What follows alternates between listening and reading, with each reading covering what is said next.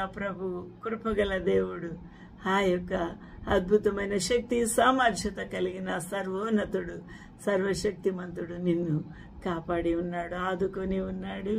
హల్లెలూయా. యెహోవా దృష్టికి నేను ఘనుడనైతిని. యెషయా గ్రంథము 49:5 చూసినప్పుడు నా దేవుడు నాకు బలమాయను. హల్లెలూయా.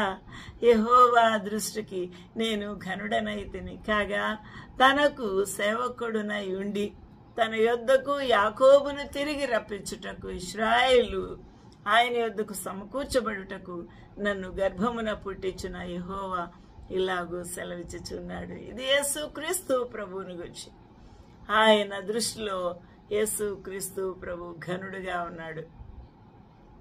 హల్లెలూయా. దేవునికి మహిమ కలుగును గాక. ఇశ్రాయేల్ వారిని గూర్చి ప్రభు ఇస్తున్న వాగ్దానములు అద్భుతంగా ఉన్నాయి. నీవు యాకోబు గోత్రపు వారిని, యెషయా గ్రంథము 49:5-6 వచనాలు చూస్తే, నీవు యాకోబు గోత్రపు వారిని ఉద్ధరించున్నట్లును ఇశ్రాయేలులో తప్పింపబడిన వారిని రప్పించున్నట్లు.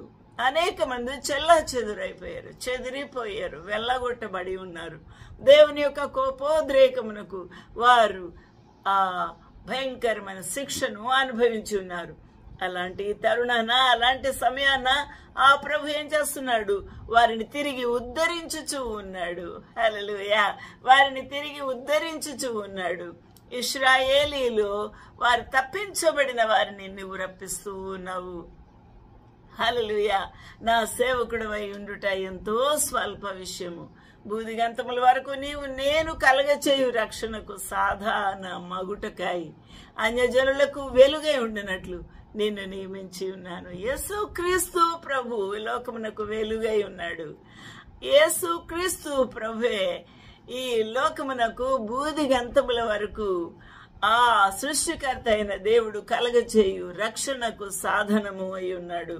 అన్యజనులకు వెలుగు అయి ఉన్నాడు. హల్లెలూయా. ఆ విధంగా యేసుక్రీస్తు ప్రభువును ఆయన నియమించి ఉన్నాడు. హల్లెలూయా. అందుకని కీర్తనాకారుడు ఆయన యొక్క జీవితంలో జరిగిన విషయాల గురించి మాట్లాడుతూ, దివారాత్రులు నీ చెయ్యి నా మీద బరువుగా ఉండెను. హల్లెలూయా. కీర్తనాకారుడు 32:4 దివారాత్రములు నీ చెయ్యి నా మీద బరువుగా ఉంది. దేవుని యొక్క చెయ్యి బరువుగా ఉంది అనంటే దేవుని యొక్క శిక్ష, దేవుని యొక్క శిక్ష, దేవుని యొక్క శిక్షణ, ఆయన మనల్ని గద్దించుట అని అర్థమిచ్చుచూ ఉన్నది. ఆయన శిక్ష బరువుగా ఉంటుంది. ఆయన